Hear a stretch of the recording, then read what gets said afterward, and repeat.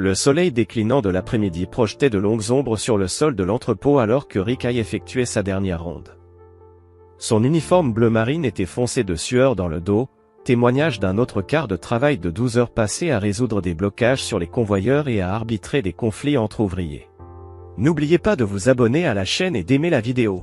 À 38 ans, Rick se tenait avec l'assurance discrète de celui qui avait dû se battre pour chaque parcelle de respect qu'il avait gagnée. Alvarez, ces palettes doivent être bien fixées avant que tu ne partes, lança-t-il d'un ton ferme mais juste. Miguel Alvarez, un jeune employé connu pour ses raccourcis, acquiesça rapidement. Tout de suite, Monsieur Hay. Rick observa Alvarez se précipiter pour s'assurer que la pile était correctement sécurisée. Les ouvriers de l'entrepôt le respectaient, non pas parce qu'il était amical ou indulgent, mais parce qu'il était juste, fiable et constant. Ces qualités étaient devenues son armure depuis l'enfance. Johnson te cherche, l'informa Dave, son assistant superviseur, en s'approchant avec un clipboard. C'est pour les chiffres du trimestre. Rick consulta sa montre. Dis-lui que je le verrai demain matin. Je dois rentrer. Dave haussa un sourcil. Rencard avec ta femme. Elle part ce soir pour une conférence d'infirmières à Miami, répondit Rick, impassible. Après avoir signé les rapports du jour, il monta dans son Ford F-150, un modèle de 7 ans. Comme tout le reste dans sa vie, son camion était pratique, bien entretenu et entièrement payé. Pas de tape à accent grave-l'œil, juste de la fiabilité. Le trajet de 40 minutes à travers le trafic du soir, depuis le quartier industriel jusqu'à leur condo de Lincoln Park, lui servit à faire la transition mentale entre le travail et la maison. Un conseil du conseiller conjugal qu'ils avaient brièvement consulté l'an dernier. D'autres conseils avaient été donnés aussi, mais Maggie avait cessé d'y aller après la 3e séance, trouvant cela inutile et coûteux.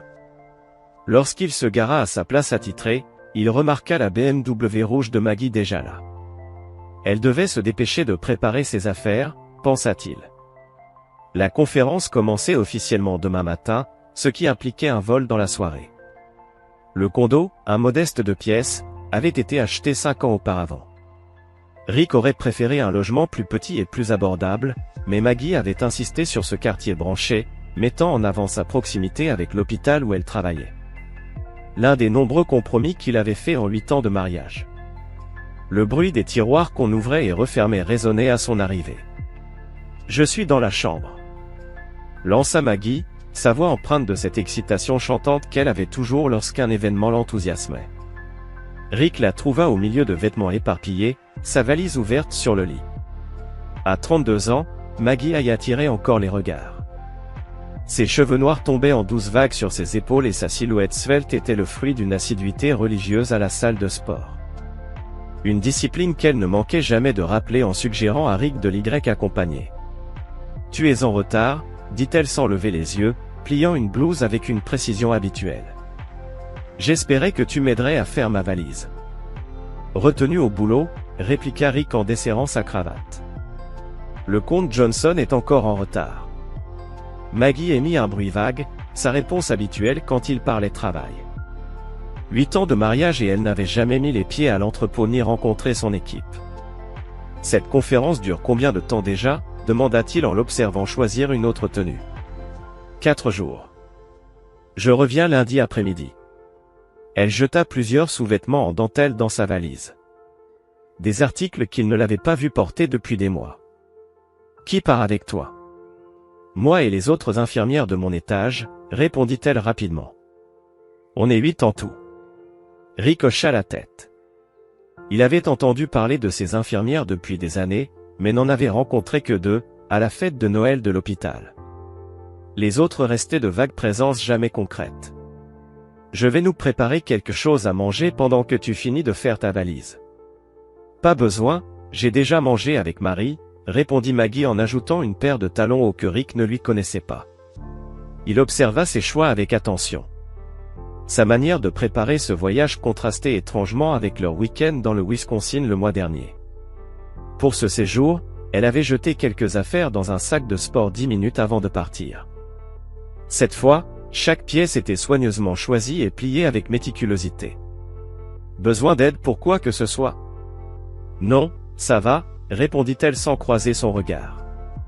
Rick se tourna pour partir mais s'arrêta net. Sous un chemisier en soie, un morceau de tissu blanc attira son attention. Intrigué, il s'approcha. « C'est quoi, ça ?» demanda-t-il en désignant l'objet. Maggie leva brièvement les yeux, ses gestes devenant plus nerveux. « Oh, juste un accessoire pour une présentation. Un exercice de team building. » Mais en regardant de plus près, Rick distingua d'autres articles insolites, un costume d'infirmière, pas un uniforme réel, mais une version fantaisiste vendue en boutique de déguisement. À côté, une tenue de nonne, complète avec coiffe. Et, le plus frappant, une grosse boîte de préservatifs à moitié dissimulée sous les vêtements. Un froid glacial s'installa dans son estomac. Depuis des mois, il soupçonnait quelque chose, les gardes tardifs à l'hôpital, les textos incessants, ces soirées entre filles qui se terminaient à 3 heures du matin avec une odeur de parfum masculin inconnu. Mais voir ces preuves étalées si négligemment, c'était comme recevoir un coup de poing. Son visage resta impassible tandis que son esprit analysait rapidement la situation. Les années en foyer l'avaient habitué à dissimuler ses réactions, à observer avant d'agir. « Tu veux que je t'emmène à l'aéroport ?» demanda-t-il, la voix maîtrisée. Maggie sembla soulagée par son apparente ignorance. « Pas la peine, Marie passe me prendre dans 1 heure. On a le même vol. » Rick hocha lentement la tête. « Je serai dans la cuisine si tu as besoin de quelque chose. » Et il s'éloigna, chacun de ses pas mesurés et contrôlés. Calme dans la cuisine, Rick préparait un sandwich avec une précision presque chirurgicale, tranchant les tomates tout en analysant mentalement ce qu'il avait vu et ce que cela signifiait. Les années passées en famille d'accueil lui avaient enseigné une leçon précieuse, la loyauté était rare, la trahison était courante, et le pardon était une illusion pour les imbéciles. Il avait été trahi par ses parents biologiques, par les familles d'accueil qui lui avaient promis un foyer éternel, par les travailleurs sociaux qui juraient avoir ses intérêts à cœur. Chaque fois, il avait appris, il avait évolué, il s'était endurci. Quand il avait rencontré Maggie, lors d'une collecte de fonds à l'hôpital, il livrait des articles donnés par l'entrepôt. Son charme et sa chaleur lui avaient semblé si sincères. Pour la première fois, il s'était permis de croire en quelqu'un, de faire confiance. Il mordit dans son sandwich, mais ne sentit aucun goût. Son esprit était déjà en train de concevoir un plan, non pas un plan dicté par une rage brûlante ou une colère impulsive, mais un plan froid, calculé, patiemment orchestré. S'il y avait bien une chose que Rick savait faire, c'était attendre le moment parfait. 1 heure plus tard, Maggie sortit de la chambre, une valise roulant derrière elle. Elle s'était changée, portant une robe moulante que Rick ne lui avait jamais vue. Son maquillage était frais, impeccable. « Marie vient de m'envoyer un message, elle est en bas », annonça-t-elle en jetant un dernier coup d'œil dans le miroir du couloir. « Bon voyage », répondit Rick en se levant du canapé, feignant d'avoir été absorbé par un match de basket-ball. Maggie hésita, puis déposa rapidement un baiser sur sa joue. « Ne m'attends pas, je t'enverrai un message à mon atterrissage. » Rick l'accompagna jusqu'à la porte, la regardant se précipiter vers l'ascenseur sans un regard en arrière. Par la fenêtre, il l'observa monter à bord de la Lexus blanche de Marie, riant à une plaisanterie de son ami en chargeant sa valise dans le coffre. Quand la voiture disparut au coin de la rue, Rick retourna dans la chambre. Le chaos qu'elle avait laissé derrière elle lui sauta aux yeux, vêtements dispersés, tiroirs ouverts, un parfum léger flottant encore dans l'air. Sans hâte, il ouvrit le tiroir de sa commode et fouilla avec méthode. Tout au fond, sous une pile de pulls d'hiver qu'elle ne portait jamais, il trouva un petit sac noir en tissu. À l'intérieur, un smartphone élégant. Pas son iPhone habituel, mais un second téléphone. Un appareil secret. Rick s'assit sur le bord du lit et l'alluma. Aucun mot de passe. Maggie était négligente avec la sécurité, oubliant souvent ses codes et comptant sur Rick pour les retenir. Les messages qu'il découvrit confirmèrent ce que les costumes et les préservatifs dans sa valise laissaient deviner. Des dizaines de textos explicites échangés avec un certain Norman. Des photos de Maggie dans des poses et des lieux qui firent serrer la mâchoire de Rick. Des références à des rencontres passées et à leur prochain voyage à Miami. Le dernier message de Norman disait « J'ai hâte de te voir ce soir. 4 jours de paradis sans Marie dans les pattes. » Chambre réservée à mon nom au Tidoaté. Rick continua à faire défiler les messages, absorbant chaque détail, chaque mensonge. Norman Fowler. Le nom apparaissait en toutes lettres dans plusieurs messages. Une rapide recherche sur son propre téléphone lui apprit qu'il était banquier d'investissement, marié, père de 2 enfants, propriétaire d'une villa à Winnetka. Un homme qui avait tout. Rick retourna à la cuisine, le téléphone caché dans sa poche. Il ouvrit un tiroir et en sortit une petite trousse de couture que Maggie n'avait utilisée qu'une fois ou deux depuis leur mariage. Il choisit une aiguille fine et prit la boîte de préservatifs trouvée dans sa valise. Assis à la table, avec la même précision qu'il appliquait à la gestion de stock, il perça soigneusement chaque préservatif avec l'aiguille, créant des trous minuscules, invisibles à l'œil nu. Puis il referma la boîte et la rangea dans une enveloppe matelassée. Presque minuit. Il s'assit, laissant le silence de l'appartement l'envahir. Pour la première fois depuis la découverte des costumes dans la valise de Maggie, il s'autorisa à ressentir quelque chose. Pas la rage brûlante ni la douleur de la trahison.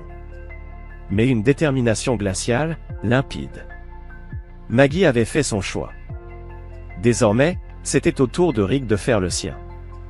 Et il avait pris les dispositions pour faire changer les serrures cet après-midi-là. La dernière étape était la livraison. Rick entra l'adresse du profil de Norman dans son GPS et prit la direction du nord en direction de WK. La résidence des Fowler était exactement ce à quoi Rick s'attendait, une immense maison de style colonial, avec un jardin impeccablement entretenu et une allée circulaire. 2 véhicules de luxe étaient garés devant, un SUV Mercedes et une élégante voiture de sport Audi. Rick gara son camion au bord du trottoir, les sacs poubelles bien visibles à l'arrière. Il s'approcha de la porte d'entrée, remarquant la couronne automnale soigneusement accrochée et le heurtoir en laiton poli. Il sonna et attendit, adoptant une posture détendue, son visage impassible. La porte s'ouvrit sur une femme d'une trentaine d'années, élégante dans une robe noire simple qui suggérait la richesse sans ostentation. Ses cheveux blonds étaient tirés en une queue de cheval lisse, et son maquillage, discret, était impeccable. Tara Fowler avait l'allure d'une femme tout droit sortie d'un magazine de décoration de luxe, ce qui, d'après ses recherches, était parfois le cas. « Puis-je vous aider ?» demanda-t-elle, sa voix raffinée mais prudente. « Votre mari a été très occupé avec ma femme, » répondit Rick sans préambule. Il tendit un téléphone secret, affichant une conversation particulièrement explicite entre Norman et Maggie. Tara prit le téléphone, son expression changeant à peine tandis qu'elle défilait les messages. Quand elle leva les yeux, Rick s'attendait à voir du choc, de la colère, peut-être même des larmes. Mais à la place, ses lèvres s'étirèrent en un sourire qui ne pouvait être décrit que comme un rictus satisfait. « Bien, » dit-elle d'une voix basse et menaçante.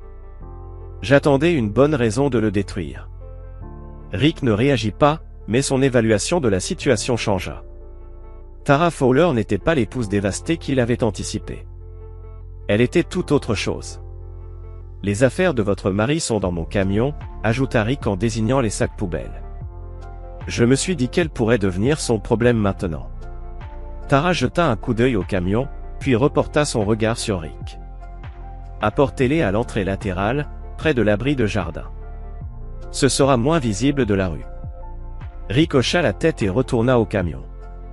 Il transporta les sacs jusqu'à une porte discrète, près d'un petit cabanon de jardin. Tara l'attendait. « Depuis combien de temps le savez-vous » demanda-t-il en déposant le dernier sac. « Pour votre femme, en particulier ?»« Non. »« Mais pour les activités extra-professionnelles de Norman ?»« Des années. »« J'avais juste besoin du bon moment, du bon levier. » Elle planta son regard calculateur dans celui de Rick. « Et vous venez de me l'offrir. » Rick l'observa, reconnaissant en elle une même capacité à la patience, à la stratégie. « Que comptez-vous faire ?» demanda-t-il.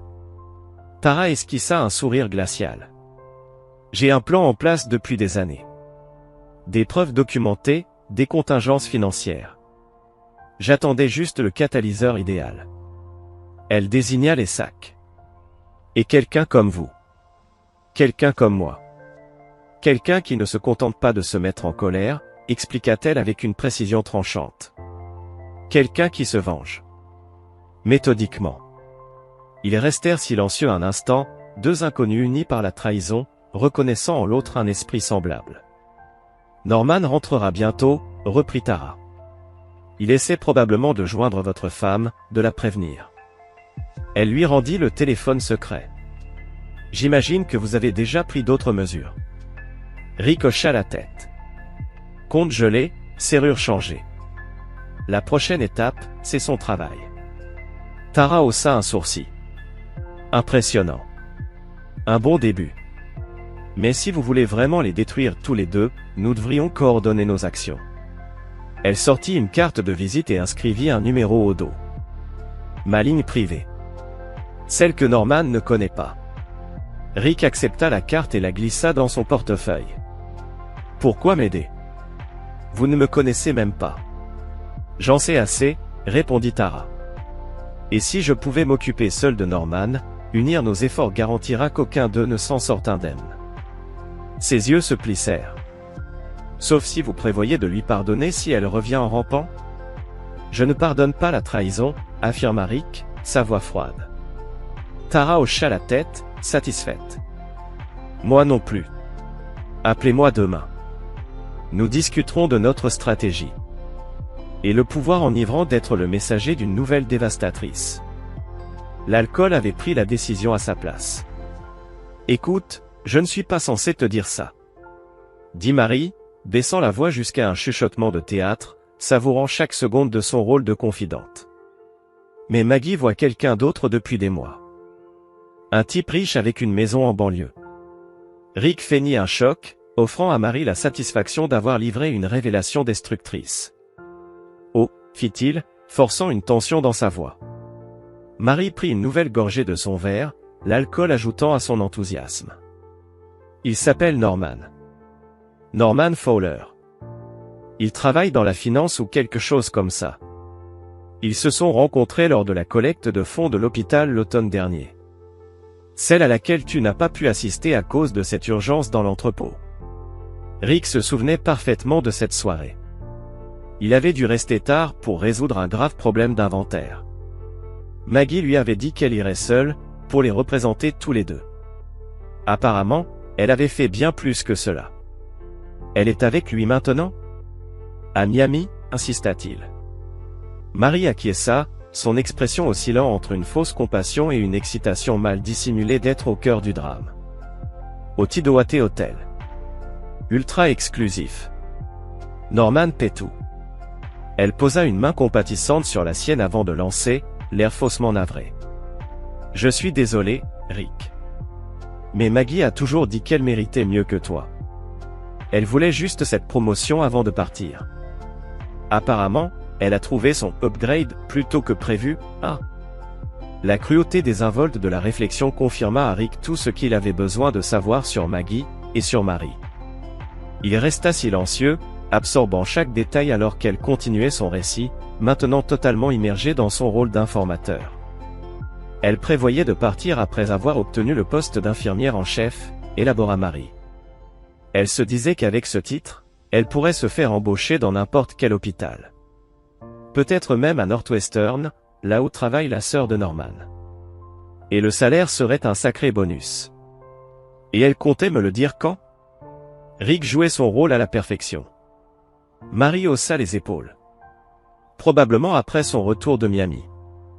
Ou après avoir reçu la promotion, le mois prochain. Elle se pencha légèrement, adoptant un ton conspirateur. Entre nous, je pense qu'elle espère que Norman quitte sa femme avant, histoire d'avoir un endroit où atterrir. Rick hocha lentement la tête, comme s'il digérait une vérité douloureuse. Et Norman? Il a promis de quitter sa femme.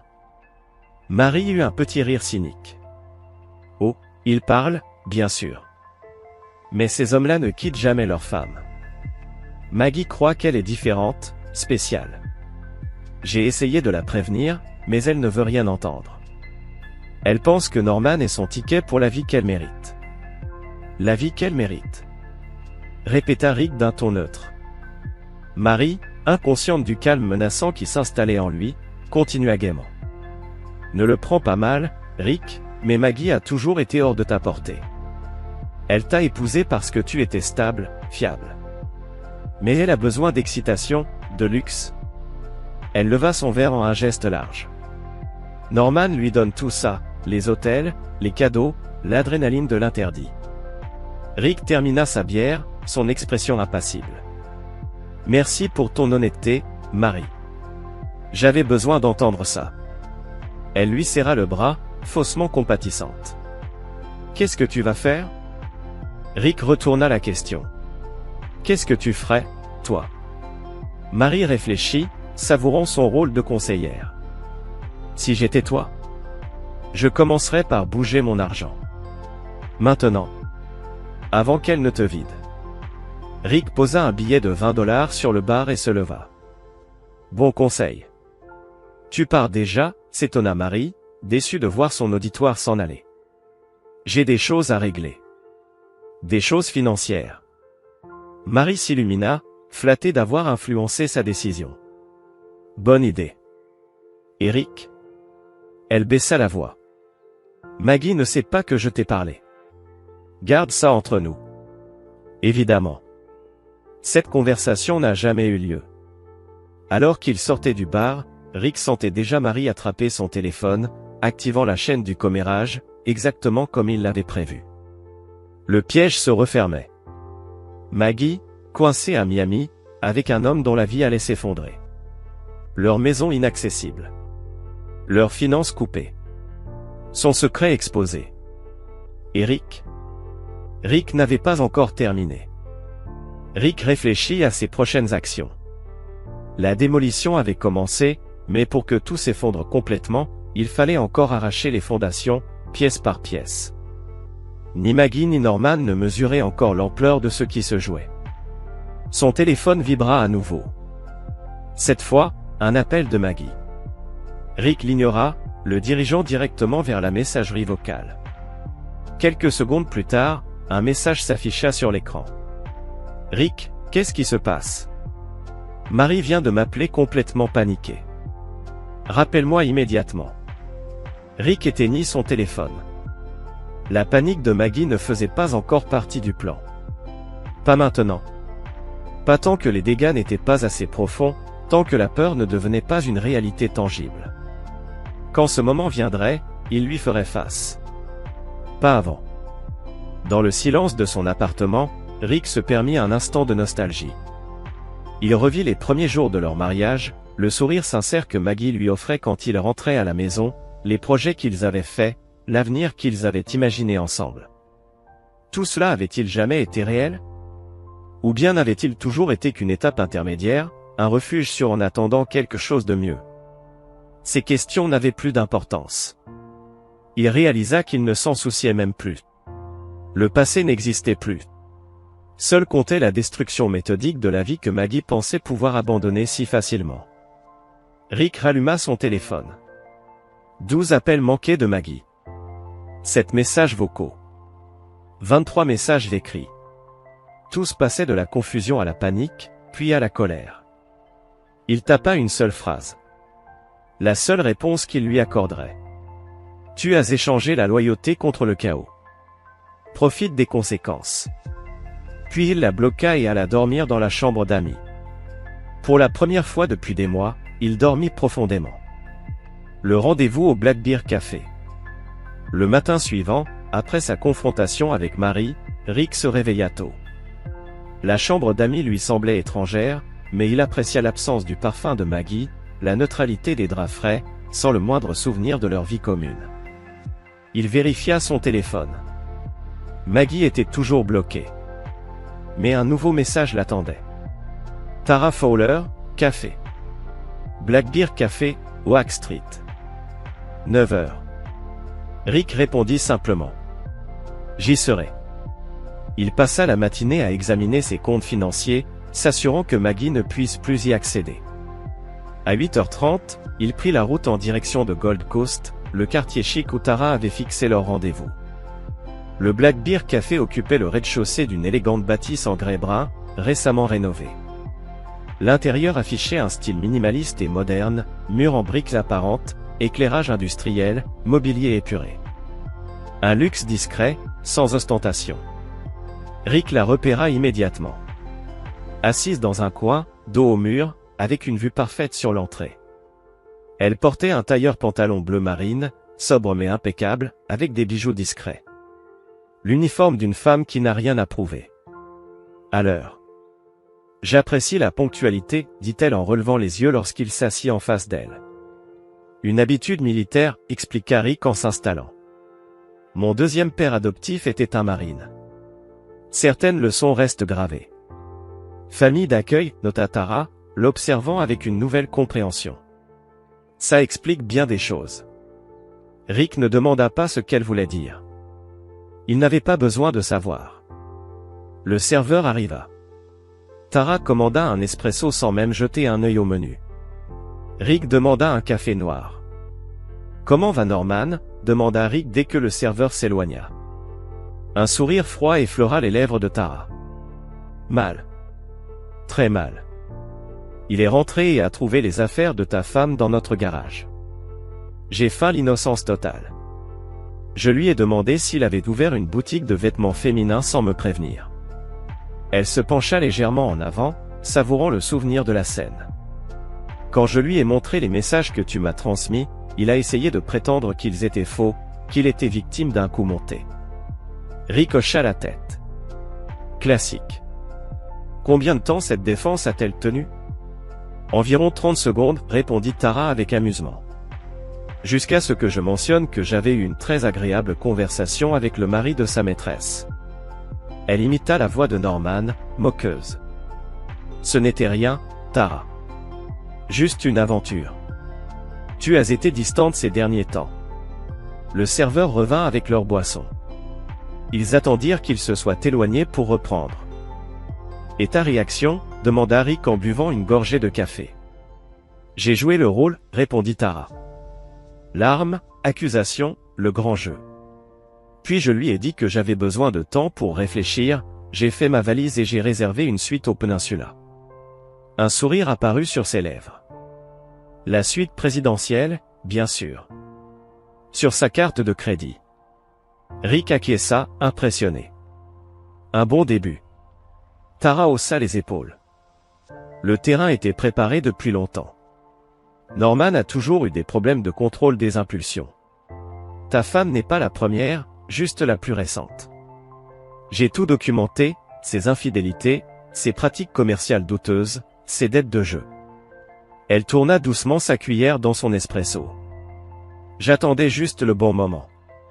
Rick fronça légèrement les sourcils. Pourquoi avoir attendu? Tara planta son regard dans le sien. Le timing est essentiel dans une démolition. Si on frappe trop tôt, la structure peut tenir debout. Mais si on choisit le moment parfait, alors tout s'effondre d'un coup. Elle prit une gorgée de son café, savourant l'instant. Et puis, j'avais encore besoin de Norman. Son réseau m'a été utile. Mais aujourd'hui, il ne m'est plus d'aucune utilité. Rick comprenait parfaitement la patience stratégique. Et après ton départ, qu'a fait Norman? D'après mes caméras de sécurité, il a passé 2 heures à essayer de joindre ta femme. Rick haussa un sourcil. Tu as des caméras chez toi? Dans toutes les pièces, sauf les salles de bain, répondit Tara avec une froideur méthodique. Il ne le sait pas. Une précaution que j'ai prise il y a des années. Rick réévalua Tara Fowler. Elle était plus méthodique, plus calculatrice qu'il ne l'avait d'abord cru. Il a appelé son hôtel à Miami, mais elle n'était pas arrivée, continua Tara, jetant un coup d'œil à sa montre. Ce qui signifie qu'elle passe sa matinée à gérer le chaos que tu as déclenché, au lieu de profiter du paradis avec mon mari. Rick ressentit une satisfaction glaciale. Maggie, en plein désarroi. Elle m'a appelé 23 fois. 7 messages vocaux. Tu les as écoutés? Non. Les mots n'ont plus d'importance. Tara sourit, satisfaite. Le silence est bien plus dévastateur que n'importe quelle réponse. Elle posa un dossier sur la table. Si on veut les anéantir complètement, il va falloir coordonner nos efforts. Rick s'adossa, prêt à écouter. Le véritable jeu venait de commencer. Et tu as nourri cette paranoïa, Rick, en distillant de petits indices, en laissant traîner des allusions anodines sur des collègues faisant l'objet d'une enquête, en laissant ouvert sur ta tablette des articles sur des fraudes financières. Tara referma le dossier. La plus grande peur de Norman, c'était l'humiliation publique, la perte de son statut. Rick hocha la tête, comprenant parfaitement. Maggie est pareille, son image est ce qui compte le plus. L'infirmière exemplaire, l'épouse parfaite, la vie qu'elle projette aux autres. Alors c'est là que nous devons frapper, conclut Tara avec assurance. Je vois que tu as déjà commencé avec une plainte contre elle à l'ordre des infirmiers. Rick, surpris, haussa un sourcil. Comment tu sais ça? Tara haussa légèrement les épaules. J'ai passé quelques coups de fil ce matin. Ta femme a été mise en congé administratif en attendant une enquête. Rick fut impressionné par la rapidité du processus. Les hôpitaux prennent très au sérieux les violations de confidentialité, expliqua Tara en buvant une gorgée d'expresso. Même une simple allusion peut ébranler la confiance des patients. Elle posa sa tasse avec décision. Mais nous devons aller plus loin. Dis-moi, qu'est-ce qui compte le plus pour ta femme? Rick réfléchit un instant. La stabilité. La sécurité. Sa carrière, évidemment. Et surtout, comment les autres la perçoivent, en particulier ses amis comme Marie, son cercle social. Tara hocha la tête avec satisfaction. Parfait. Pour Norman, c'est la même chose. Son club de golf, sa place dans des associations caritatives, la communauté de parents de l'école privée de ses enfants. Rick fronça les sourcils. Comment on utilise ça? On les rend toxiques, répondit Tara simplement. De petites rumeurs, des questions insidieuses sur leur éthique professionnelle, des doutes murmurés parmi leurs amis. Rick pensa à Marie et à la rapidité avec laquelle elle avait trahi la confiance de Maggie. Les maillons faibles de leur cercle social seront les cibles les plus faciles. Exactement, approuva Tara en attrapant son téléphone. J'ai dressé une liste des contacts de Norman qui pourraient être réceptifs à certaines inquiétudes concernant son jugement. Pendant l'heure suivante, ils affinèrent leur stratégie, identifiant les points de vulnérabilité de Norman et Maggie. L'approche de Tara était chirurgicale, des frappes ciblées contre leur réputation, leurs finances, leur statut social. Celle de Rick était plus brutale, couper les ressources, ébranler leur sentiment de sécurité. Il y a une autre chose, ajouta Tara alors qu'il s'apprêtait à partir. Le voyage à Miami. Quoi? Norman a retiré $10 000 en liquide avant de partir. Probablement pour éviter les traces sur sa carte de crédit. Je suis certaine qu'il dépense sans compter pour impressionner ta femme. Rick serra la mâchoire. Et alors? Tara sourit.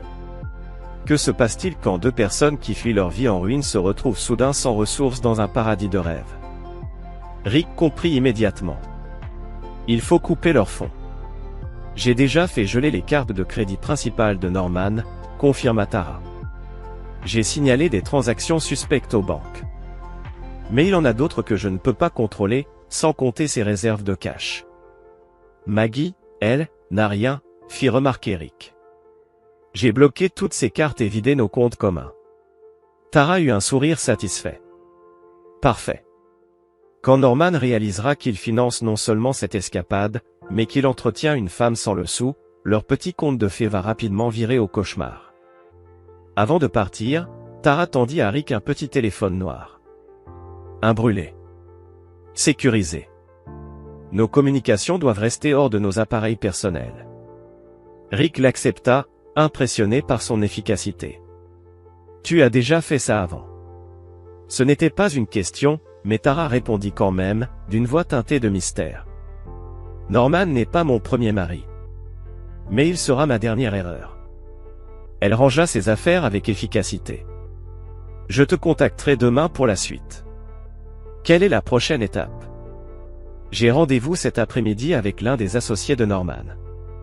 Une simple discussion sur certains conseils d'investissement douteux qu'il aurait donnés. En attendant, concentre-toi sur le cercle social de Maggie. Sa meilleure amie, Marie, semble être notre meilleure entrée. Rick hocha la tête. Je vais m'occuper de Marie. Tara baissa la voix. Nous ne nous contentons pas de les blesser. Nous détruisons les fondations même de leur identité. Quand nous en aurons fini, ils ne se reconnaîtront plus eux-mêmes dans un miroir. Rick ressentit un écho à sa propre détermination. Il murmura d'une voix froide. Je ne veux pas blesser Maggie. Je veux qu'elle disparaisse de ma vie. Et Norman? Rick eut un sourire glaçant. C'est ton domaine. Mais si je le recroise, je ne serai pas aussi calme qu'hier. Tara tendit la main. À la destruction mutuelle, alors. Rick la serra. Le pacte était scellé. Et que comptait-elle faire à ce sujet? Marie se pencha d'un air conspirateur. Elle allait jouer la carte de la sympathie au travail, la pauvre infirmière coincée avec un mari instable et possessif qui refusait de lâcher prise. Les ressources humaines se précipiteraient pour la protéger. Rick hocha lentement la tête, enregistrant soigneusement cette information. Et Norman? Quels sont ses projets? Marie agita la main avec désinvolture. Oh, Norman ne quittera jamais sa femme. Maggie le sait, au fond d'elle-même. Elle pense juste qu'elle est différente des autres. Les autres? Suggéra Rick. Norman a déjà eu des aventures, expliqua Marie avec plaisir, ravie de partager ses informations confidentielles. Maggie croit être spéciale parce qu'il l'a emmenée à Miami, mais il avait fait exactement la même chose avec une représentante pharmaceutique l'année dernière. Hôtel différent, même scénario. Rick feignit la surprise. Et Maggie est au courant? Je le lui ai dit, répondit Marie en hochant la tête d'un air satisfait. Elle a dit que c'était différent avec elle, qu'ils avaient une connexion. L'intonation de Marie laissait deviner des guillemets bien visibles autour du mot. Une connexion, répéta Rick, l'incitant à poursuivre. C'est comme ça qu'elle appelle ça, confirma Marie en faisant signe au barman de lui resservir un verre. Mais entre nous, Maggie aime surtout ce que Norman représente, l'argent, le statut. Elle se pencha vers Rick. Et le sexe, apparemment. Elle marqua une pause avant d'ajouter, l'air faussement désolé. Elle m'a dit que vous deux n'étiez plus, vous savez, active depuis des mois. Rick garda son calme malgré la pointe d'humiliation qui l'assaillit. Et elle vous a raconté ça? Elle me dit tout, répondit Marie fièrement. Toujours. Je connais des choses sur votre mariage qui vous feraient tourner la tête. Rick prit une gorgée de son verre. Comme quoi? Marie sembla soudain se rappeler qu'elle parlait au mari de sa supposée meilleure amie. Je ne devrais pas en dire plus, j'en ai déjà trop dit. Vous avez raison, acquiesça Rick, surprenant Marie. C'est déjà beaucoup. Il sortit son portefeuille et laissa plusieurs billets sur le bar. Le problème, Marie, c'est que ceux qui trahissent une confiance le font rarement une seule fois. Marie fronça les sourcils. Qu'est-ce que vous voulez dire par là? Je veux dire que Maggie a fait une erreur en vous confiant ses secrets, répondit Rick, d'un ton dénué d'accusation, simplement factuel. Tout comme les autres femmes de Norman ont fait une erreur en lui faisant confiance. Tout comme j'ai fait une erreur en faisant confiance à Maggie. Le visage de Marie passa de la confusion à la défense. Et, ne tirez pas sur le messager. Je vous ai rendu service en vous disant la vérité. Oui, vous l'avez fait, reconnut Rick. Et je me demande à qui vous rendez service en ce moment en me racontant tout ça. Marie rougit. Ce n'est pas juste. J'essaie seulement d'aider. Qui aidez-vous exactement? Demanda Rick, sa voix toujours posée, mais son regard dur. Maggie? Moi? Ou bien aimez-vous simplement être au centre du drame? Marie le fixa, incapable de répondre, peut-être pour la première fois de sa vie. Réfléchissez Y, poursuivit Rick en se levant. Si vous me racontez les secrets de Maggie, à qui racontez-vous ceux de Maggie? Et à qui racontez-vous les leurs? Je ne suis pas comme ça, protesta faiblement Marie. Nous savons tous les deux que si, rétorqua Rick calmement. Et maintenant, tout le cercle de Maggie le sait aussi. Les yeux de Marie s'écarquillèrent. Qu'est-ce que vous racontez? J'ai passé quelques appels, expliqua Rick, la voix tranquille. Partagez quelques captures d'écran intéressantes de vos conversations avec différents amis, où vous parliez les uns des autres. Un peu de pollinisation croisée, pourrait-on dire. Vous bluffez, chuchota Marie, mais une lueur d'incertitude traversa son regard. Vérifiez vos réseaux sociaux, suggéra Rick. Voyez qui est soudainement silencieux. Qui annule des plans dans les jours à venir. Marie attrapa son téléphone, faisant défiler frénétiquement les notifications. Passez une bonne soirée, Marie, conclut Rick en tournant les talons. Et merci encore pour votre aide hier. Ça a clarifié beaucoup de choses. Attendez. L'appela Marie, la panique perçant dans sa voix. Qu'est-ce que vous leur avez dit exactement? Rick s'arrêta et la regarda par-dessus son épaule. Rien qu'il ne soupçonnait déjà, au fond d'eux-mêmes.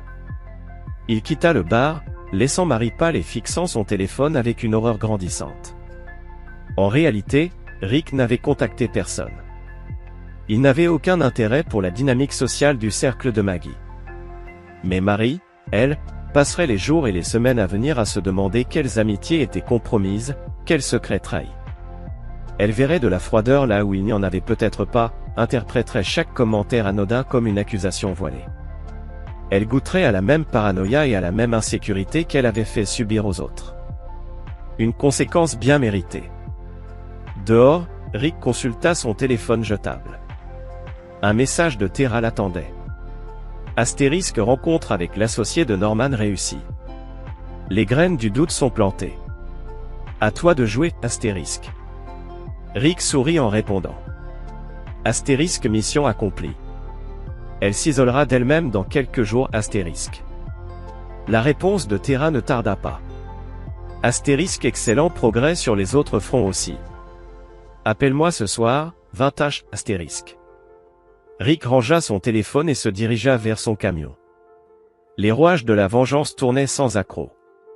Chaque petite action contribuait à la mécanique plus vaste de la destruction. De retour chez lui, il alluma son ordinateur et commença à démanteler méthodiquement l'identité financière et professionnelle de Maggie. Les comptes bancaires avaient déjà été gelés, les serrures changées, mais ce n'était que le début d'une stratégie plus élaborée. Il modifia les mots de passe des emails, transféra les abonnements à son seul nom, purgea la liste Netflix de ses séries préférées. Chaque geste semblait anodin, mais mis bout à bout, il formait un schéma d'effacement. Le soir venu, il reçut une notification, Maggie avait tenté d'utiliser sa carte bancaire à Miami. Transaction refusée. L'enquête elle-même n'a aucun fondement techniquement, Rick l'a admis, mais cela n'a aucune importance. Le processus est en soi une punition. Maggie devra engager un avocat, assister à des audiences, fournir des déclarations. Très bien. Tara approuva d'un signe de tête. La pression financière seule sera déjà un fardeau considérable. En parlant de pression financière, poursuivit Rick. J'ai reçu un appel de notre prêteur hypothécaire aujourd'hui. Il semblerait que Maggie ait tenté d'accéder à la valeur nette de notre condo. Tara haussa un sourcil, impressionné par l'audace. Un coup osé. Et, elle a réussi? Pas du tout, répondit Rick avec un léger sourire. J'avais déjà refinancé en mon nom seul l'année dernière, en utilisant certains documents que nous avions préparés. Il savoura un instant cette ironie. Maggie avait toujours insisté pour qu'il gère les papiers financiers, prétendant que cela l'ennuyait. Son impulsivité jouait désormais contre elle. Norman est pareil, observa Tara. Il agit d'abord, réfléchit aux conséquences ensuite. Quand ils comprendront pleinement ce que nous avons fait, il sera bien trop tard. Rick hocha la tête, pensif. As-tu eu un contact direct avec Norman depuis son départ? Plusieurs appels furieux, confirma Tara. De plus en plus désespéré à chaque fois. J'ai joué mon rôle à la perfection, l'épouse trahie, oscillant entre rage et chagrin. Je lui ai dit que j'avais consulté un avocat spécialisé en divorce, et mentionné que son comportement pourrait intéresser ses associés au cabinet. Sa réaction, demanda Rick, curieux. La panique, répondit Tara avec une satisfaction glaciale. Puis, des tentatives pathétiques pour minimiser l'impact de ses actes. Il a qualifié cela d'écart de jugement passager. Un écart qui dure depuis des mois, fit remarquer Rick. Exactement ce que je lui ai répondu, approuva Tara. Et je lui ai également dit que j'avais rencontré le mari de sa maîtresse. Un homme plutôt raisonnable, compte tenu des circonstances. Rick eut un sourire en coin. Je suppose que ça n'a pas été bien accueilli? Il était particulièrement troublé par le fait que nous soyons en contact. L'idée que nous comparions nos notes le terrifie. Et il a raison d'avoir peur. Un silence complice s'installa. As-tu communiqué avec Maggie?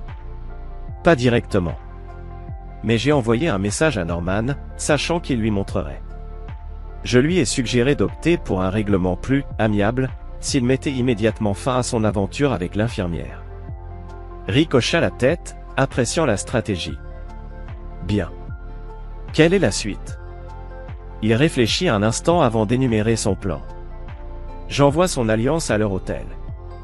Et j'ai rédigé un email à ses parents pour leur expliquer pourquoi elle ne sera pas présente à leur fête d'anniversaire le mois prochain.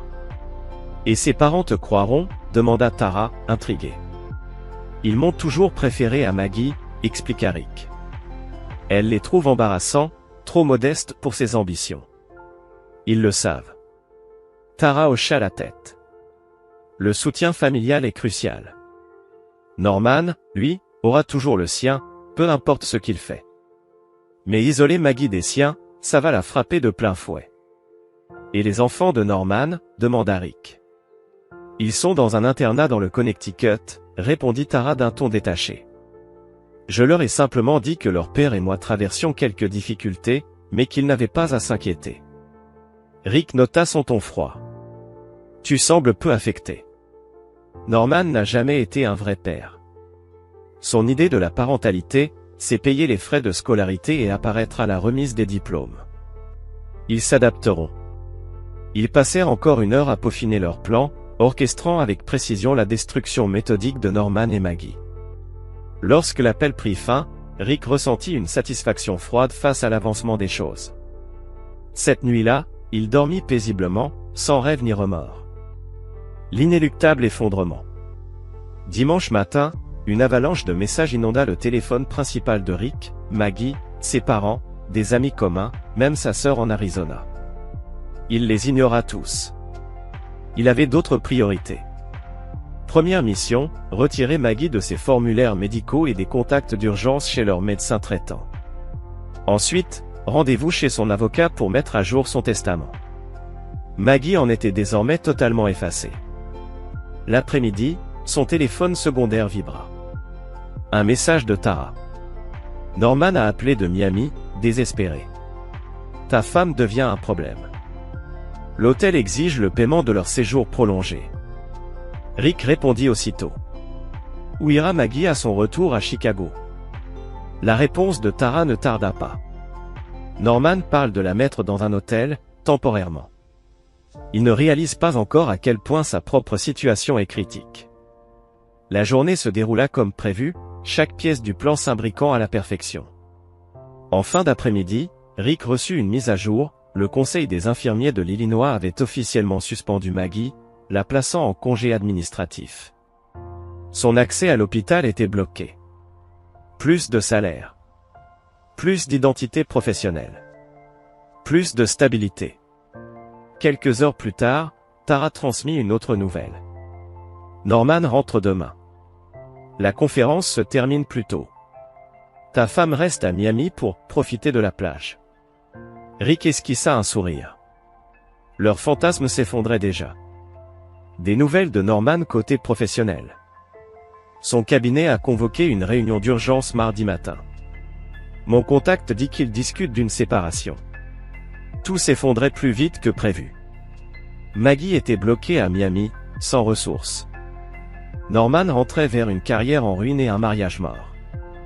Ils allaient être forcés d'assister, impuissants, à la destruction de leur propre monde. Ce soir-là, Rick rédigea un dernier message à Maggie. Il la débloqua temporairement pour lui envoyer un simple texte. Tu as troqué la loyauté contre le chaos. Profite des conséquences. Puis, sans attendre de réponse, il la bloqua à nouveau. Il n'y aurait plus aucun échange. Plus d'explications. Plus de manipulation. Son silence serait désormais sa seule réponse.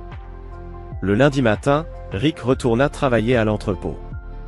Son assistant, Dave, le regarda avec inquiétude.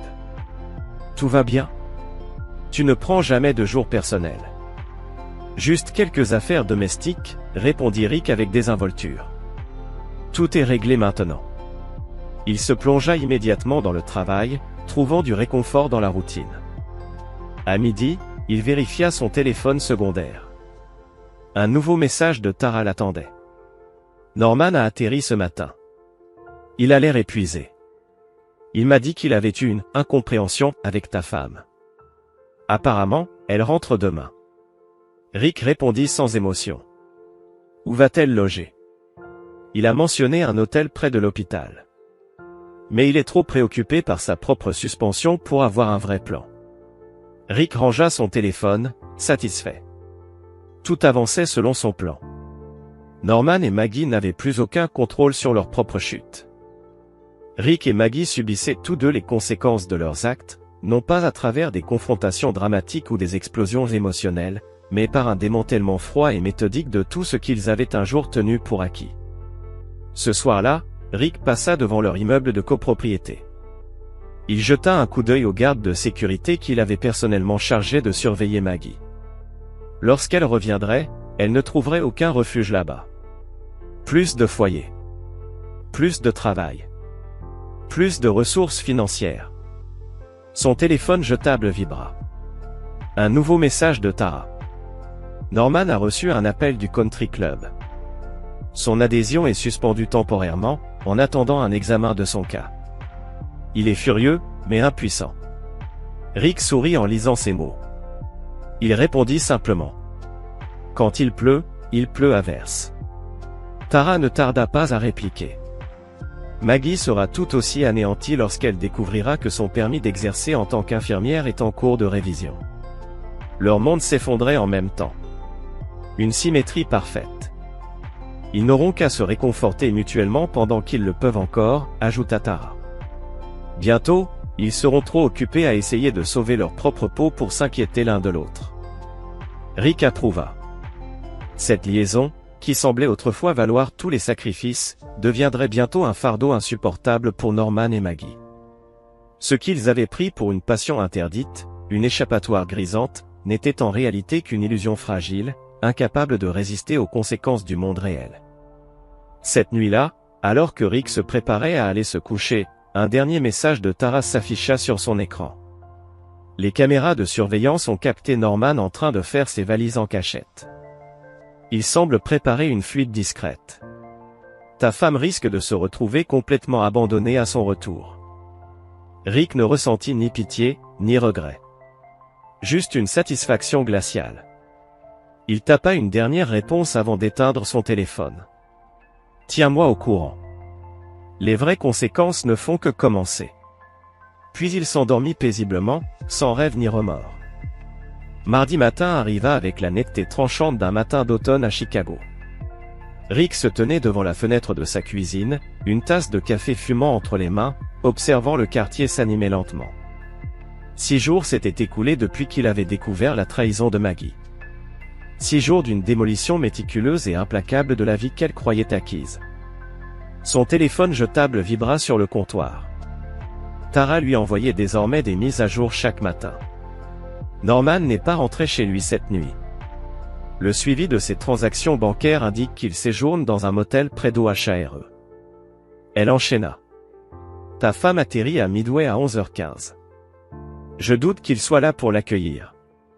Rick prit une gorgée de café, savourant l'ironie. Il répondit simplement. Parfait. Il s'habilla avec son efficacité habituelle, un jean sombre, une chemise bleu marine, des bottes renforcées en acier. Il n'avait jamais été un homme d'apparence, seulement de fonction. Tout le contraire de Maggie, qui avait fini par trouver leur quotidien bien trop monotone. Le divorce avait été finalisé la semaine dernière. Simple. Rapide. Non contesté. Maggie avait signé les papiers sans même discuter, ne réclamant que ses effets personnels. Rick s'était chargé de tout lui faire expédier à son nouveau domicile. Le dernier lien qui les unissait venait d'être tranché, proprement, sans éclat de voix, sans vestige de ce qui avait un jour ressemblé à un amour indestructible. Le téléphone fixe sonna. Le dépôt l'appelait au sujet d'un problème d'inventaire. Rick répondit sans perdre de temps, régla la situation en quelques phrases précises, puis reprit son café. Son quotidien avait retrouvé sa cadence habituelle, travail, maison, dîners occasionnels avec des collègues. Simple. Prévisible. Stable. Tout ce que Maggie avait trouvé si terriblement ennuyeux. De l'autre côté de la rue, le père de Norman sortit chercher son journal. Il leva les yeux vers Rick, assis sur son porche, puis détourna rapidement le regard. Un rituel devenu quotidien. Il savait exactement pourquoi Rick avait acheté la maison juste en face de la leur. Un rappel constant. Une sentence silencieuse. Rick termina son café en regardant le quartier s'éveiller autour de lui. Quelque part, Maggie ouvrait les yeux dans une ville inconnue, tentant de reconstruire une vie à partir des cendres de celle qu'elle avait détruite. Quelque part, Norman s'accrochait désespérément à son statut déchu, hanté par tout ce qu'il avait perdu. Et lui, Rick, savourait cette justice froide, implacable. Pas à travers la rage, ni les confrontations publiques, mais par l'application méthodique des conséquences. Il murmura pour lui-même, alors que l'aube s'étendait sur le quartier. Certaines trahisons ne méritent pas la colère. Seulement le silence de l'oubli. Les mots résonnèrent comme un verdict. Définitif. Absolu. L'heure était venue de passer à la phase suivante. Tara et lui avaient convenu de se retrouver ce soir pour finaliser les derniers détails. La fondation était fragilisée. Il ne restait plus qu'à faire s'effondrer l'ensemble de la structure. Lorsque Rick arriva à l'entrepôt, l'activité battait déjà son plein. Dave l'attendait à l'entrée, un clipboard en main. Le patron de Johnson a rappelé à propos de l'expédition trimestrielle. Il y a des écarts dans les manifestes. Rick hocha la tête, glissant instantanément en mode travail. Je m'en occupe. Dis à Rodriguez de revérifier les stocks dans la section C. Le travail était une distraction bienvenue. Un univers de problèmes concrets, résolvables par la logique et l'effort. Contrairement au mariage. Contrairement à la confiance. Contrairement à la loyauté. À 11h20, son téléphone jetable vibra à nouveau. Le vol a atterri. Aucun signe de Norman à l'aéroport. Il se cache toujours au motel. Rick esquissa un sourire. Maggie allait sortir du terminal, pleine d'attente, et ne trouverait que le vide. Il envoya une autre question à Tara. Des nouvelles sur la situation professionnelle de Norman? Réunion avec les associés en cours. Son assistante vient de m'appeler pour savoir où il est. Il ne répond plus à son téléphone. Les dominos continuaient de tomber. Maggie, sans logement, sans emploi, sans ressources. Norman, devenu un paria, un homme en fuite. Rick vérifia son téléphone personnel. 3 messages de Maggie. Le premier, paniqué. Rick, je ne peux pas entrer dans le condo, mes cartes ne fonctionnent pas. Je sais que tu es en colère, mais on doit parler. Rappelle-moi. Le second, plus affolé. Je suis à l'aéroport, Norman devait venir me chercher, mais il ne répond pas. Je n'ai nulle part où aller. S'il te plaît, Rick. Le dernier, désespéré. Rick. Je suis désolé. J'ai fait une erreur. S'il te plaît, rappelle-moi. Je ne sais pas quoi faire. Rick les effaça sans hésiter. Le temps des mots était révolu. À 15h, un dernier message de Tara. Ta femme vient d'essayer d'entrer à l'hôpital avec son badge. La sécurité l'a refoulée. Elle a fait un scandale dans le hall. Rick pouvait l'imaginer. Maggie, toujours si sûre d'elle, rejetée de l'endroit où elle avait bâti son identité. Ce soir-là, il prit un détour en rentrant. Il la vit, assise sur un banc près de l'hôpital, sa valise à ses pieds. Perdu. Isolé. Rick coupa le moteur. Il était temps de conclure ce qu'il avait commencé. Tara venait de recevoir un message, Maggie est à l'hôpital. On dirait qu'elle n'a nulle part où aller. La réponse de Tara fut immédiate, Norman est toujours au motel. Il boit depuis midi, d'après les transactions de sa carte de crédit. Parfait, répondit Rick. Il est temps de passer à la prochaine étape. Absolument. Rendez-vous chez Petroes à 19h. Petroes était un restaurant italien haut de gamme situé dans le quartier des affaires, le genre d'endroit où Norman avait l'habitude de dîner avec des clients ou de célébrer des succès professionnels. Ce soir, cependant, l'ambiance serait bien différente. Rick rentra chez lui pour se préparer. Il prit une douche rapide, enfila un costume sombre qu'il ne portait que rarement, un choix délibéré, parfaitement adapté à ce qui allait suivre. Lorsqu'il arriva, Tara était déjà installée, impeccable dans une robe noire ajustée, ses cheveux blonds relevés avec une élégance calculée. Elle était l'incarnation même du pouvoir et du contrôle. Pile à l'heure, observa-t-elle tandis que Rick prenait place en face d'elle. Le serveur arriva immédiatement. Tara commanda un martini avec une assurance habituelle. Rick opta pour une eau gazeuse. « Tu ne bois pas ?» demanda Tara une fois le serveur parti. « Pas quand la précision est essentielle. » Tara hocha la tête, approuvant son choix. Norman devrait en prendre de la graine. Il semble désormais avoir une relation fusionnelle avec le minibar de l'Airport Inn. Quant à Maggie, elle s'est installée dans un hôtel bon marché près de l'hôpital, en utilisant la carte de crédit de Marie. Apparemment, ta femme la connaissait par cœur, souvenir de leur virée shopping. Rick haussa un sourcil. Vol d'identité ? C'est nouveau. Tara eut un sourire glacial. Le désespoir pousse à l'innovation. Marie finira par voir la transaction et comprendre. Une autre amitié qui ne survivra pas. Le serveur revint avec leur boisson. Ils attendirent qu'il s'éloigne avant de poursuivre. Les associés de Norman ont voté à l'unanimité pour prendre leur distance. Officiellement, il invoque des problèmes personnels affectant son jugement professionnel. Officieusement, il passe au crible ses comptes clients, à la recherche d'irrégularités. Rick arqua un sourcil. Et y en a-t-il ? Tara haussa les épaules, l'air faussement détaché. Désormais, oui. Quelques signalements anonymes peuvent orienter l'attention sur des zones bien précises. Rick était, une fois de plus, impressionné par sa minutie. Ce matin, j'ai transféré la majorité de nos liquidités sur des comptes uniquement à mon nom. Le prénuptial que Norman avait insisté pour signer se retourne parfaitement contre lui. Il précisait que toute perte due à des violations éthiques était exclue des actifs matrimoniaux partagés. Et tu as des preuves de ces violations ? Tara hocha la tête. Des années de documents. Norman pensait que j'étais trop absorbé par mon business de design pour surveiller ses finances. Il avait tort. Ils commandèrent le dîner, bien qu'aucun des deux n'ait vraiment faim. Le restaurant offrait cependant une couverture parfaite pour leur conversation. Et pour Maggie, demanda Tara en découpant son saumon avec une précision chirurgicale. Rick sourit. L'enquête du Conseil des infirmiers avance. J'ai ajouté une plainte anonyme affirmant qu'elle accédait à des données confidentielles pour faciliter la vente de médicaments via Marie. Tara parut satisfaite. Cela tiendra. Peu importe. Le processus et la punition, frais d'avocat, audition, anxiété constante.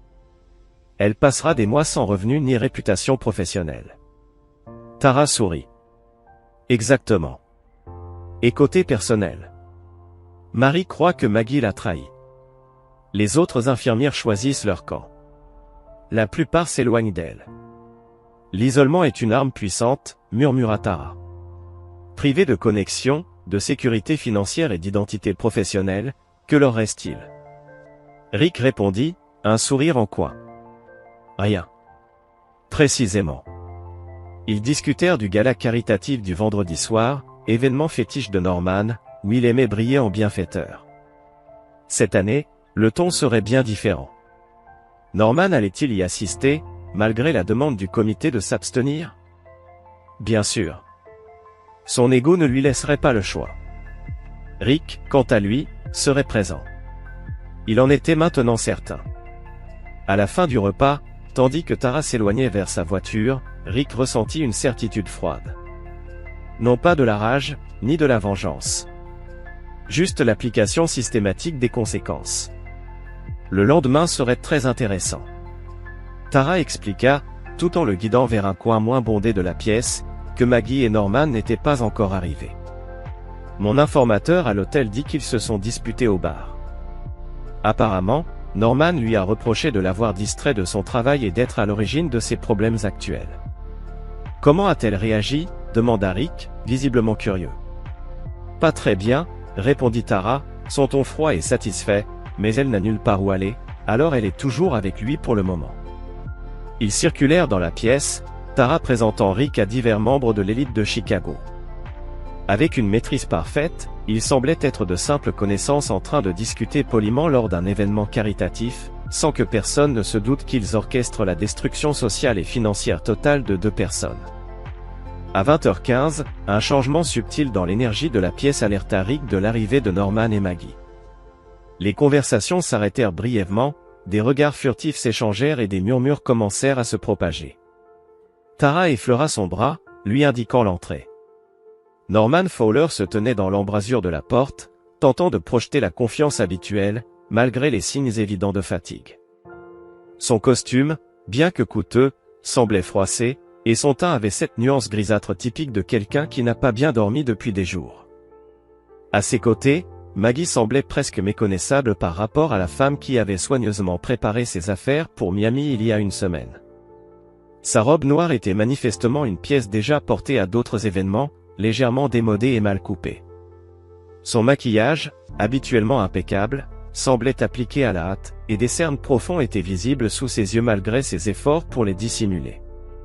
Mais ce qui frappait le plus, c'était son expression, un sourire fragile, à la limite de se briser sous la moindre parole mal placée. Ils avaient l'air terribles, observa Rick avec indifférence. C'était la manifestation extérieure d'un effondrement intérieur. Tara acquiesça d'un air satisfait. Regarde ce qui va se passer ensuite. Norman, avec Maggie accrochée à son bras, entra dans la pièce avec une confiance forcée.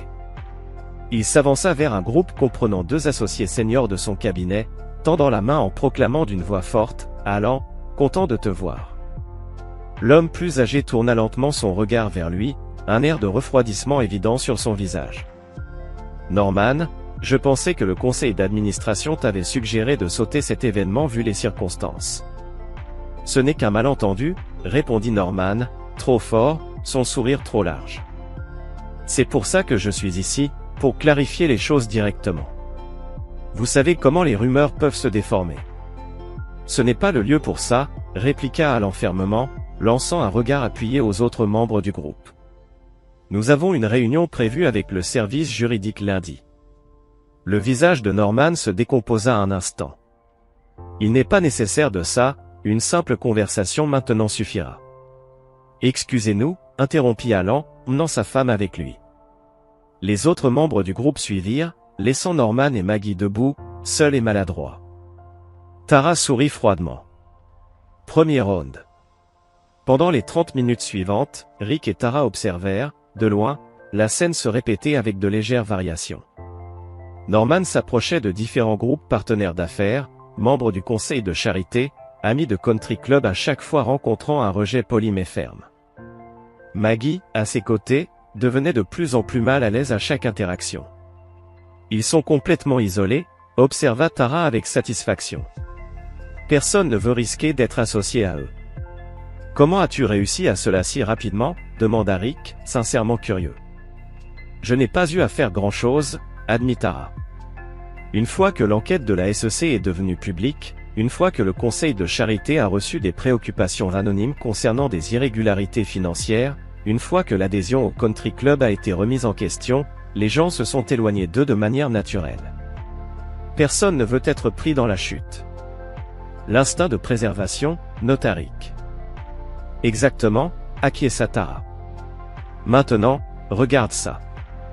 Elle s'éloigna avec confiance à travers la pièce, se dirigeant vers l'organisatrice de l'événement, une grande femme avec une tablette, qui dirigeait le personnel. Après une brève conversation, Tara revint vers Rick. « De quoi s'agissait-il » demanda-t-il. « Je m'assure simplement que Norman n'ait pas l'occasion de clarifier les choses du podium, » expliqua Tara. L'ordre des intervenants a été ajusté, son introduction du principal bienfaiteur a été réattribuée, le coupant complètement. Un ultime humiliation publique, observa Rick. Exactement, confirma Tara. Maintenant, je pense qu'il est temps que nos chemins se croisent directement, qu'en dis-tu? Rick hocha la tête, ajustant sa cravate. Ils se faufilèrent discrètement à travers la foule, semblant se mêler aux invités, tout en se dirigeant vers le bar où Norman et Maggie se tenaient maintenant, maladroits.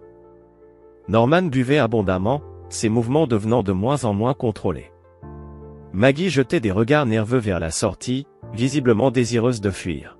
« Souviens-toi » murmura Tara à mesure qu'ils s'approchaient, froide, calme et totalement maîtresse d'elle-même. Ils se placèrent au bar, à quelques pieds de Norman qui commandait un autre scotch. Maggie les aperçut en premier, son visage perdant rapidement toute couleur, au point que Rick pensa qu'elle allait s'évanouir. « Rick » souffla-t-elle, sa voix à peine audible à cause du bruit ambiant de la soirée. Norman tourna la tête, suivant son regard. Son expression changea en un instant, passant de la confusion à la reconnaissance, puis à la fureur. « Toi » gronda-t-il, s'approchant de Rick d'un pas menaçant. « Qu'est-ce que tu fous ici » Rick resta calme, prenant une gorgée délibérée de son champagne intact avant de répondre, « Soutenir une cause noble, non ? C'est pour ça que nous sommes tous ici. » Le visage de Norman rougit de colère, mais avant qu'il puisse répondre, Tara s'avança. Son expression était un masque parfait de civilité maîtrisée. Norman, le salua-t-elle froidement.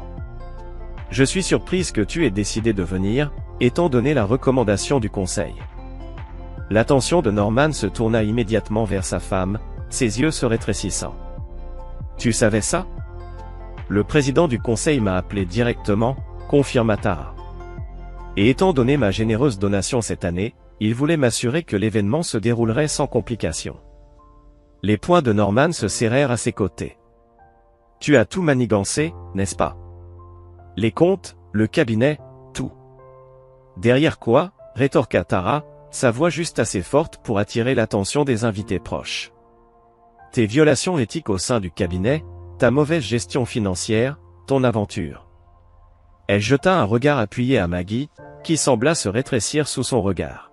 « Tu essaies de me détruire. » Norman, furieux, gronda, « Vous travaillez toutes les deux ensemble pour me détruire. » Tara haussait un sourcil parfaitement manucuré.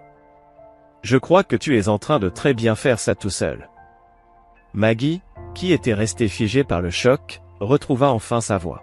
« Rick » dit-elle en s'avançant vers lui. « S'il te plaît, on doit parler, ça fait des jours que j'essaie de te joindre. » Rick la regarda vraiment pour la première fois depuis qu'il avait découvert sa trahison. La femme qu'il avait épousée, en qui il avait confiance, réduite à cette figure désespérée, enchevêtrée dans les bras d'un autre homme. « Il n'y a rien à dire, » répondit Rick, sa voix froide et définitive. « S'il te plaît, » supplia Maggie, les larmes montant dans ses yeux. « J'ai fait une erreur. Je peux tout expliquer. » « Une erreur ?» répéta Rick, un sourcil levé. « Tu as planifié pendant des mois de me quitter après ta promotion, coucher avec le mari d'une autre femme, préparer des costumes et des préservatifs pour ta conférence sur les soins infirmiers. Ce sont des erreurs, Maggie, ce sont des choix. » Norman, qui avait observé l'échange avec une agitation croissante, saisit soudainement le bras de Maggie. « Tu m'as dit qu'il ne savait pas, » gronda-t-il. « Tu m'as dit que tu avais été prudente. » Maggie se crispa sous son emprise. « Norman, tu me fais mal, » gémit-elle. « Vous vous faites mal tous les deux, » observa Tara froidement. « Comme c'est approprié. » Norman se tourna alors vers elle. « C'est de ta faute, tout ça. Tu n'as pas pu accepter un simple divorce, tu as dû me détruire. » « Tant mieux, » répondit calmement Tara. « Tes choix t'ont détruit. J'ai simplement veillé à ce qu'il y ait des conséquences. » Un petit groupe s'était formé autour d'eux, attiré par l'attention. Norman, remarquant l'attention, tenta de reprendre contenance. « C'est ridicule, » lança-t-il, redressant sa veste. « Je suis un associé fondateur. J'ai levé des millions pour cette organisation, tout le monde ici me connaît. » À ce moment-là, l'organisatrice de l'événement s'approcha. « Monsieur Fowler, » dit-elle avec une politesse tendue, « peut-être serait-il préférable que vous sortiez un moment. » Norman la fixa, incrédule. Tu me demandes de partir? Tu sais combien j'ai levé pour cette organisation? Oui, et nous en sommes reconnaissants, répondit la femme, sa voix devenant plus basse, mais étant donné les circonstances actuelles et la demande du conseil que vous ne soyez pas présent ce soir. C'est absurde, hurla Norman, lançant des regards désespérés autour de lui. Alan. Dis-lui qui je suis. Alan, observant la scène à distance, se contenta de secouer légèrement la tête avant de se détourner. Le visage de Norman se tordit de rage. Très bien, cracha-t-il. Vous allez tous regretter ça, chacun d'entre vous. Il se tourna vers Maggie. On y va. Maggie ne bougea pas, les yeux toujours fixés sur Rick. S'il te plaît, murmura-t-elle à nouveau. Je croyais que tu pouvais faire mieux, dit Rick froidement. Comment ça se passe? Les mots la frappèrent comme une gifle physique, elle se tendit, les larmes coulant sur ses joues. Maggie, aboya Norman depuis la porte. Un moment, elle sembla déchirée, coincée entre le mari qu'elle avait trahi et l'amant, qui devenait rapidement un fardeau plutôt qu'une échappatoire. Alors, avec un dernier regard désespéré jeté à Rick, elle suivit Norman hors de la salle de bal. La foule qui s'était rassemblée commença à se disperser, les conversations reprenant avec une énergie renouvelée, maintenant que de nouvelles rumeurs avaient été acquises. Tara prit une gorgée délicate de son martini, sa contenance parfaite. Ça s'est bien passé, observa-t-elle. Rick acquiesça, posant son verre de champagne toujours plein. Très bien. Les derniers clous dans leurs cercueils respectifs, dit Tara avec satisfaction. D'ici demain matin, tout le monde dans les cercles sociaux et professionnels de Norman saura exactement ce qui s'est passé ici ce soir. Et la réputation de Maggie à l'hôpital sera tout aussi détruite. Tara confirma. J'ai veillé à ce que plusieurs membres clés du personnel soient présents. L'histoire de son expulsion d'un gala de charité se répandra à l'hôpital plus vite qu'un virus. Ils restèrent encore 1 heure, circulant séparément à travers la foule. Rick remarqua comment les gens s'approchaient désormais de lui, certains avec sympathie, d'autres avec une curiosité à peine dissimulée. Il répondit aux questions de manière vague, ni confirmant ni niant les détails de ce qui s'était passé. Laissez-les spéculer, pensa-t-il. La vérité n'avait plus d'importance maintenant. Alors qu'il se préparait à partir, Tara le rejoignit près de la sortie. Il reste un dernier acte, dit-elle doucement. Le coup de grâce, demanda Rick. Le sourire de Tara était froid et précis. Norman essaiera de sauver quelque chose de ce désastre. Sa réputation est en lambeaux, mais il croit encore que son argent le protégera. Elle jeta un coup d'œil à sa montre. Au moins pendant les 12 prochaines heures. Et ensuite? Ensuite, expliqua Tara, les comptes offshore qu'il pensait secrets seront vidés, les lignes de crédit qu'il croyait sécurisées seront coupées, le filet de sécurité sur lequel il comptait disparaîtra simplement, le laissant sans rien. Rick conclut. Rien, sauf les conséquences de ses actions. Tara confirma. Tout comme ta femme. Ils se séparèrent à l'extérieur de l'hôtel, leur alliance ayant atteint son but. Rick regarda le chauffeur de Tara ouvrir la porte pour elle, sa contenance ne vacillant pas, même lorsqu'elle se préparait à donner le dernier coup à l'homme qu'elle avait épousé. Je te tiendrai au courant pour la dernière phase, dit-elle avant de glisser sur le siège arrière. Rick hocha la tête. À la justice, répondit-il. Tara acquiesça et disparut. Le week-end passa dans une préparation méthodique. Rick passa le samedi à remplir les formalités pour une maison modeste qu'il avait trouvée à Evanston, à seulement 3 blocs de la maison des parents de Norman. L'agent immobilier avait été surpris de son insistance sur l'emplacement, mais l'offre en liquide avait levé toute hésitation. Tara le tenait informé via leur téléphone jetable sécurisé. Norman et Maggie avaient passé la nuit à se disputer dans leur chambre d'hôtel, leur voix s'élevant tellement que la réception avait reçu plusieurs plaintes. Le matin, Norman découvrit que ses cartes de crédit restantes avaient été refusées, ses comptes offshore, sa dernière réserve financière, avaient été vidés. Il est en chute libre, rapporta Tara. Il a appelé son avocat, qui lui a dit que le cabinet avait officiellement mis fin à leur relation. Il a appelé son courtier, qui lui a dit que des irrégularités de transactions avaient déclenché un gel de tous ses actifs. Rick répondit. Clôture de la maison accélérée. Les clés lundi. La réponse de Tara arriva rapidement. Un timing parfait. La chute de Norman sera complète d'ici là. Le dimanche soir apporta de nouveaux développements. Le message de Tara était concis mais en disait long. Norman a abandonné Maggie à l'hôtel. Il lui a dit qu'elle était trop problématique. Elle a essayé de s'enregistrer dans un motel moins cher, mais toutes ses cartes ont été refusées. Elle dort actuellement dans sa voiture dans le parking de l'hôpital. Rick ne ressentit aucune sympathie, seulement une froide satisfaction. Maggie, qui avait orchestré son évasion de leur vie ennuyeuse avec tant de soin, était désormais sans abri, sans emploi et abandonnée, chaque filet de sécurité coupé, chaque système de soutien retiré. Exactement ce qu'elle méritait.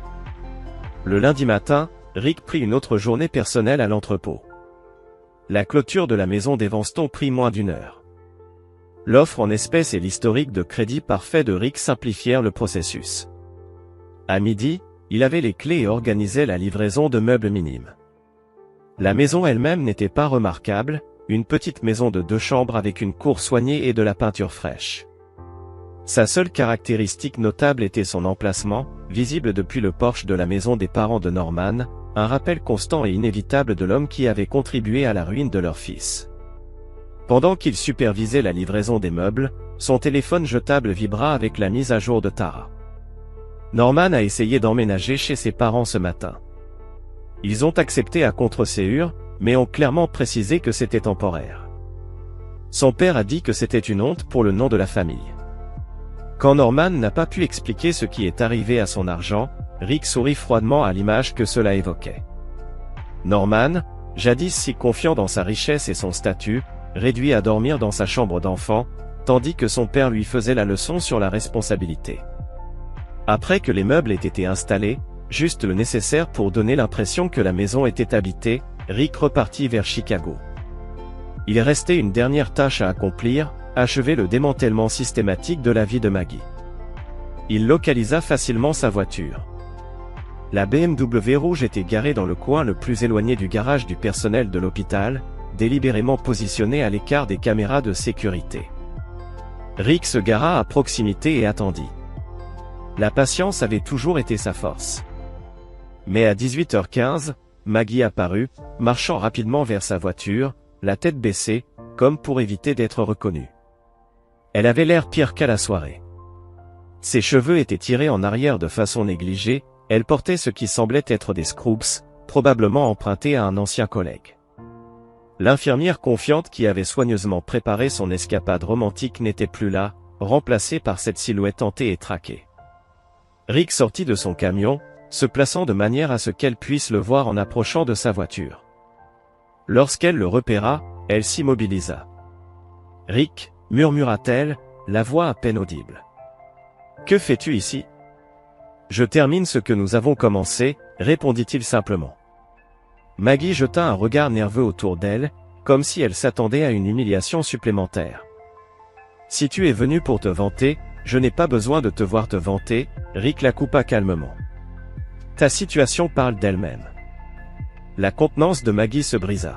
« C'est ce que tu voulais, me voir sans abri, sans travail, tout le monde m'évitant comme si j'étais contaminé. » Sa voix monta à chaque question. « Tu es content maintenant ? » Ce n'est pas une question de bonheur, souligna Rick. C'est une question de conséquences. Conséquences, répéta Maggie, la colère effleurant brièvement sa peur. Tu as détruit ma vie, toi et cette femme, Tara. Vous avez travaillé ensemble pour nous ruiner. Non, la corrigea Rick, toujours calme. C'est toi qui as détruit ta propre vie. Norman a détruit la sienne. Nous avons juste fait en sorte que tu ne puisses pas échapper aux résultats de tes choix. C'était une erreur, insista Maggie, les larmes commençant à poindre dans ses yeux. Une stupide erreur. Prévoir pendant des mois de me quitter après ta promotion n'était pas une erreur, répondit Rick. Dormir avec Norman n'était pas une erreur. Préparer des costumes et des préservatifs pour ta conférence n'était pas une erreur. Il fit un pas plus près, sa voix ne s'élevant jamais mais portant une finalité absolue. Ce sont des choix, Maggie. Des choix délibérés. Les épaules de Maggie s'affaissèrent. Que veux-tu de moi, Rick? Une excuse? Très bien. Je suis désolé d'avoir fait de terribles choix. C'est ce que tu veux entendre? Je n'ai plus rien à attendre de toi, répondit simplement Rick. Pas maintenant. Alors pourquoi es-tu ici? Demanda Maggie, la confusion se mêlant à la désespérance. Pour te dire de ne pas revenir à l'appartement, de ne pas m'appeler, de ne pas me contacter à travers des amis communs, répondit Rick d'une voix stable. Tu n'existes plus dans ma vie. Où suis-je censé aller? Demanda Maggie, la désespoir s'infiltrant dans sa voix. C'était ton choix, rappela Rick sans émotion. Tu as échangé la loyauté contre le chaos. S'il te plaît, Rick, supplia Maggie, tendant la main vers lui. Laisse-moi juste me remettre sur pied. Laisse-moi rester dans une chambre libre jusqu'à ce que je trouve une solution. Je signerai tous les papiers de divorce que tu veux. Je ne demanderai rien. Rick recula, évitant son contact. Non. Rick, s'il te plaît, Maggie sanglota, tout semblant de dignité envolée. Je n'ai nulle part où aller. Je n'avais nulle part où aller non plus, pointa Rick. Quand mes parents biologiques m'ont abandonné, quand les familles d'accueil ont décidé que je ne valais pas la peine d'être gardé, quand tu m'as trahi avec Norman. Il la regarda droit dans les yeux, son expression impassible. J'ai survécu, tu survivras aussi. Ce n'est pas de la survie, objecta Maggie, en désignant sa voiture où un oreiller et une couverture étaient visibles à l'arrière. C'est de la cruauté. Non, Rick la contredit. C'est de la justice, l'issue naturelle des choix que tu as faits en pleine connaissance des conséquences possibles. Maggie le fixa, cherchant le moindre signe de l'homme qu'il avait aimé, qui avait construit une vie avec elle. Elle n'en trouva aucun. Alors c'est tout, demanda-t-elle finalement. 8 ans de mariage et tu t'en vas sans un regard en arrière? C'est toi qui t'es éloigné en premier, rappela Rick. Tu pensais juste pouvoir le faire à tes conditions, avec ta nouvelle vie déjà arrangée, pendant que je gérais les décombres. Maggie n'eut pas de réponse à cela. Elle resta là, les clés serrées dans sa main, le poids total de sa situation visible dans sa posture. Au revoir, Maggie, dit Rick simplement en se tournant pour partir.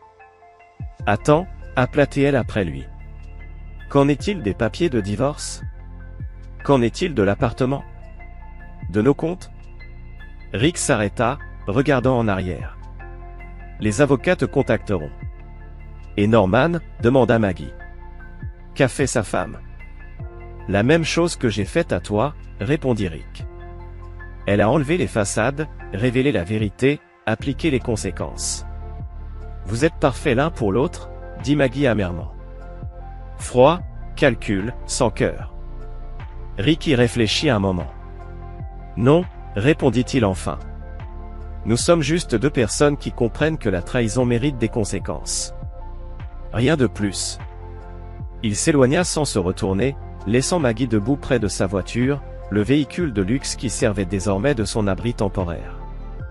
La symétrie était parfaite. Le symbole de statut qu'elle avait insisté à avoir, désormais réduit à un abri de dernier recours. Lorsqu'il s'éloigna, le téléphone jetable de Rick vibra avec un dernier message de Tara. Norman complètement ruiné, son cabinet annonce une enquête formelle, ses parents lui donnent 30 jours pour se ressaisir. Mission accomplie, répondit Rick en 2 mots. Merci. Il n'y aurait plus de contact entre eux. Leur alliance, née d'une trahison partagée et d'un but commun, avait atteint sa conclusion naturelle, 2 étrangers qui s'étaient brièvement unis pour que les conséquences soient correctement appliquées. 3 mois plus tard, Rick était assis sur le porche de sa maison à Evanston, sirotant son café alors que l'aube se levait sur le quartier tranquille.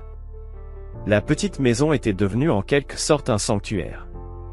Pas clinquante, pas impressionnante, mais solidement à lui, payée en espèces, sans fardeau de souvenirs ni attente. De sa position, il pouvait voir la maison des parents de Norman.